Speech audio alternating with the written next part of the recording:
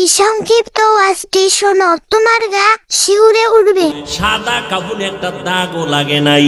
বাংলাদেশের কবরের মধ্যে পাওয়া গেছে লাশ, 30 বছর পর কাফনে দাগ লাগে নাই। আবার কত কবরে দেখা গেল আগুন জ্বলে, আবার কত কবরে দেখা গেল আগুনের ধোঁয়া দেখা যায়। আবার কত কবরে দাফন করছে, গরুর গোয়াল ঘর ছিল পাশে, দাফন করিয়া সবাই চলে গেছে, গরুর দড়ি সিরিয়া পালায়া গেছে। কবরের আযাব নবী বলেছেন সবাই দেখে, মানুষ আর জিনেরা দেখে না।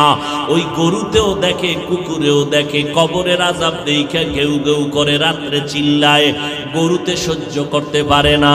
এই বাংলার জমিনে যত লাশে আগুন দেখা গেল, কবরে ধোঁয়া, সব হলো বেনামাজির লাশ। আর যত কবরের কাফন সহ তাজা পাওয়া গেল, সব হলো নামাজিওয়ালাদের লাশের কবর।